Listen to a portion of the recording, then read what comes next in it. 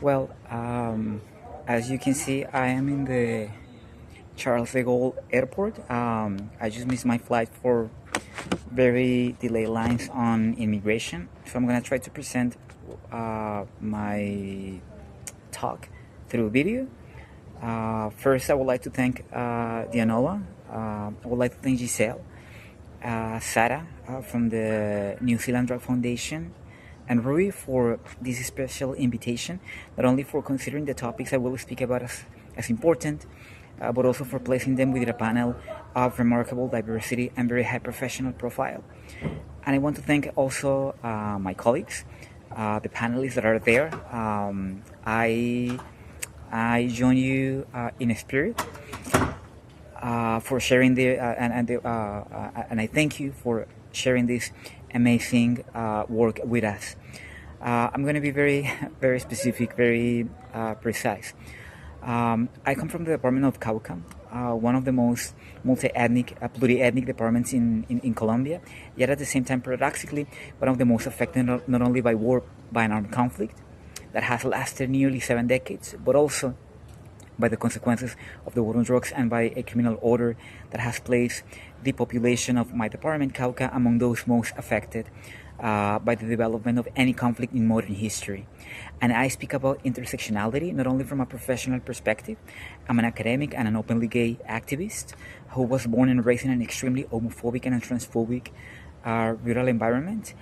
I come from two peasant families, both from the Western Andes in Cauca, whose indigenous ancestry traces relatively recently to two sacred territories. Caldono in the Western Cordillera and the Colombian Massif in the south of the country. Combining all these and speaking as a voice from the LGBTQIA+ community is not easy. It hasn't been easy for us, especially in a context as turbulent as that of southern Colombia. However, what I have come to speak to you about today concerns something a little bit different. It relates to a recent decision that most of you are aware of. On December the 2nd, 2025, the World Health Organization, the WHO, overlooking epidemiological, pharmacological, therapeutic, and anthropological evidence, as well as a basic sense of logic and reasoning, arbitrarily decided to maintain the coca leaf in Schedule 1 of the 1961 Single Convention, the most restrictive level for a psychoactive substance, place it in at the same level with the cocaine. However, coca is a plant. As harmful as that. It's a master plant, ancestral, therapeutic, harmonizing, and environmentally regenerative. The control and regulation of the plant, which is above all racist, extreme and colonial, is also deeply extractivist, as it preserves the benefits of maintaining certain substances as illicit, which dramatically increases their profitability and exploitation within illicit and criminal economies. The system directly not only the industrial substance derived from the plant, which is the substance, the cocaine, the powder, but at the sacred plant itself, ends up affecting the same marginalized groups, indigenous, peasant, and Afro-descendant peoples. And I think it becomes easier to understand why my department has been immersed in decades of war.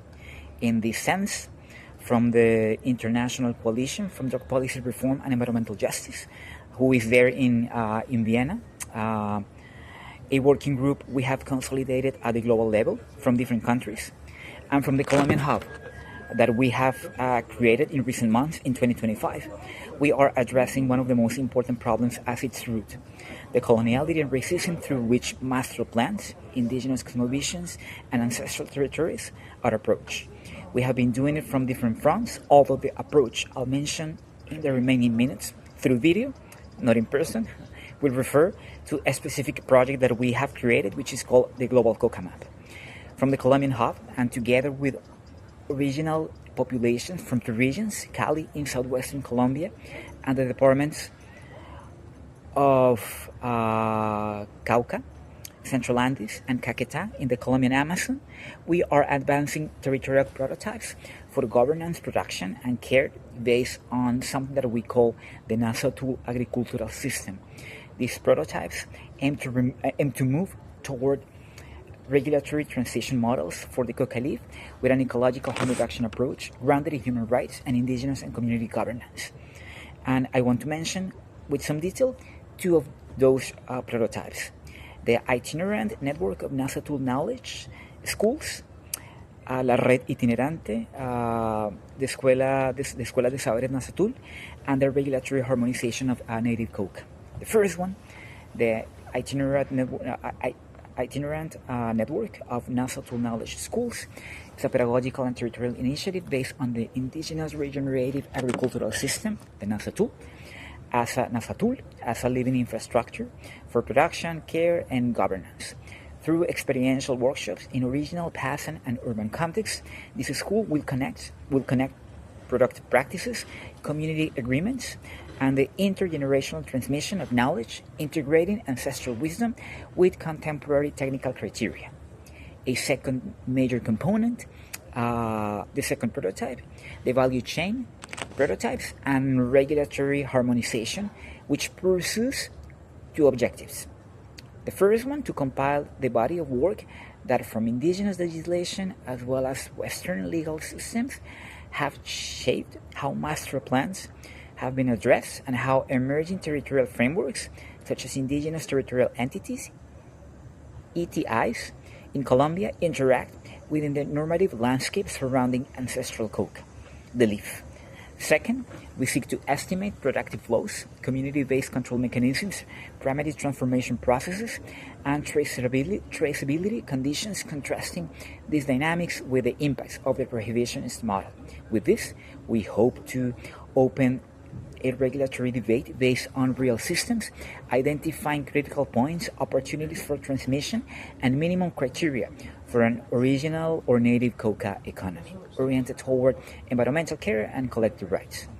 In conclusion, we aim to contribute to the visibility of the wisdom of indigenous peoples and to understand how that wisdom is nourished and grows through the spoken word and oral tradition. We aim to understand how its elements are harmonized in a way that the territory itself produces living and itinerant or mobile knowledge, and how from there an entire body of knowledge and a way of interpreting the world centered around the coca leaf, its sacredness and its ancestral significance unfolds. Thank you so much for your attention in Vienna, in the United Nations headquarters. I wish I was there. I couldn't, but I am still with you in spirit, in energy, and through this video. So thank you so much, and thank you everything for your attention and for the invitation.